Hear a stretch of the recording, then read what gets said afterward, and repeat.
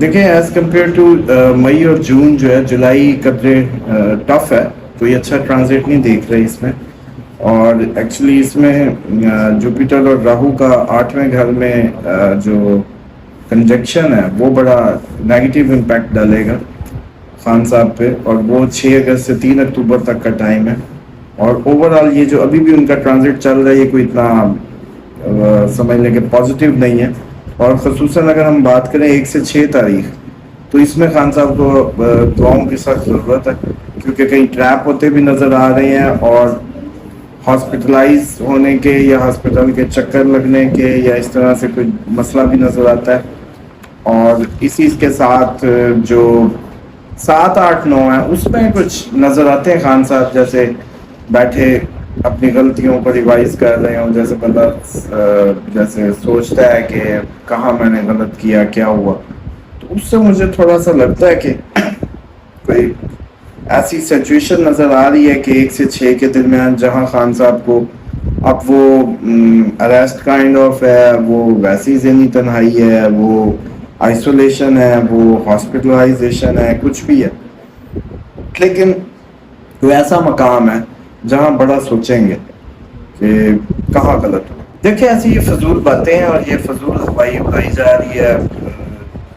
یہ نیگیٹو سیاست کا ایک پہلو ہے جو کہ پاکستان کا آج کا نہیں بہت پرانا ہے، اور پی ایف ایل این تو ہمیشہ سے ہی اس سیاست کا پارٹ رہی ہے کہ فیملی کو انوالو کرنا، کریکٹر اسیسینیشنز اور یہ ساری.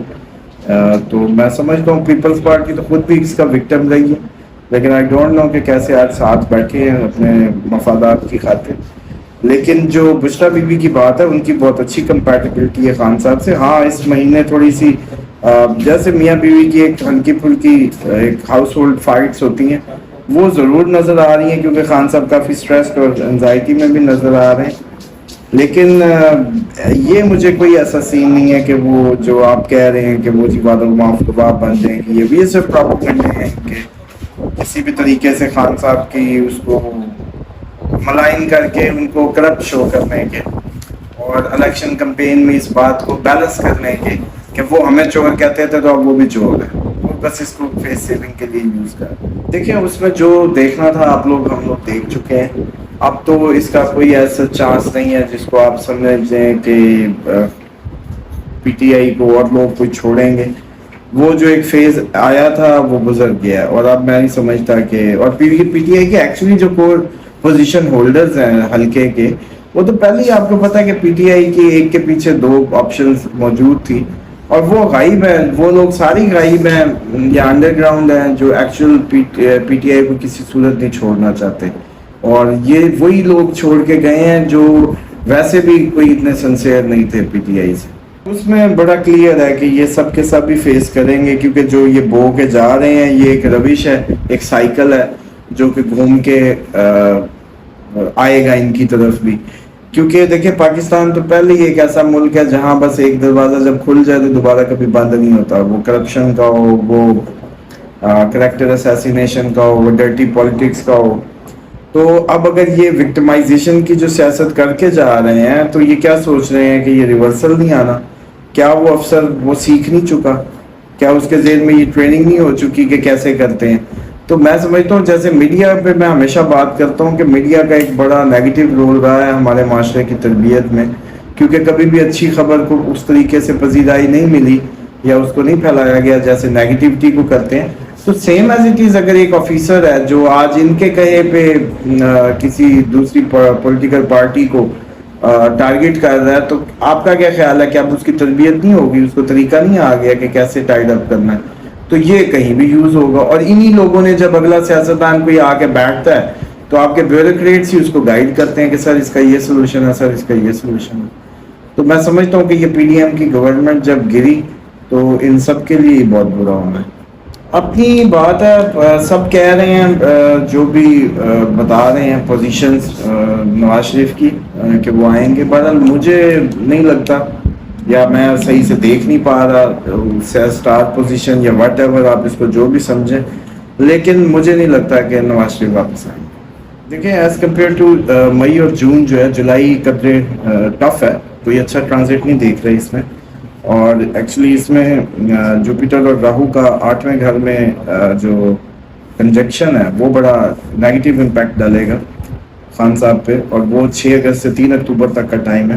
اور اوور آل یہ جو ابھی بھی ان کا ٹرانزٹ چل رہا ہے یہ کوئی اتنا سمجھ لیں کہ پازیٹیو نہیں ہے. اور خصوصاً اگر ہم بات کریں 1 سے 6 تاریخ، تو اس میں خان صاحب کو دعاؤں کی سخت ضرورت ہے، کیونکہ کہیں ٹریپ ہوتے بھی نظر آ رہے ہیں، اور ہاسپٹلائز ہونے کے یا ہاسپٹل کے چکر لگنے کے یا اس طرح سے کوئی مسئلہ بھی نظر آتا ہے.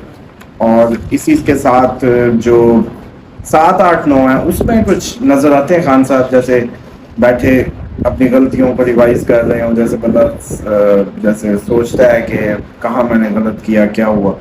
تو اس سے مجھے تھوڑا سا لگتا ہے کہ کوئی ایسی سچویشن نظر آ رہی ہے کہ 1 سے 6 کے درمیان جہاں خان صاحب کو اب وہ اریسٹ کائنڈ آف ہے، وہ ویسی ذہنی تنہائی ہے، وہ آئسولیشن ہے، وہ ہاسپٹلائزیشن ہے، کچھ بھی ہے، لیکن کوئی ایسا مقام ہے جہاں بڑا سوچیں گے کہ کہاں غلط ہو. دیکھیں ایسی یہ فضول باتیں ہیں اور یہ فضول ہوائی اڑائی جا رہی ہے. یہ نیگیٹو سیاست کا ایک پہلو ہے جو کہ پاکستان کا آج کا نہیں بہت پرانا ہے، اور پی ایف ایل این تو ہمیشہ سے ہی اس سیاست کا پارٹ رہی ہے کہ فیملی کو انوالو کرنا، کریکٹر اسیسینیشنز اور یہ ساری. تو میں سمجھتا ہوں پیپلز پارٹی تو خود بھی اس کا وکٹم رہی ہے، لیکن آئی ڈونٹ نو کہ کیسے آج ساتھ بیٹھے ہیں اپنے مفادات کی خاطر. لیکن جو بشرا بی بی کی بات ہے ان کی بہت اچھی کمپیٹیبلٹی ہے خان صاحب سے. ہاں اس مہینے تھوڑی سی جیسے میاں بیوی کی ایک ہلکی پھلکی ایک ہاؤس ہولڈ فائٹس ہوتی ہیں وہ ضرور نظر آ رہی ہیں، کیونکہ خان صاحب کافی اسٹریسڈ اور انزائٹی میں بھی نظر آ رہے ہیں.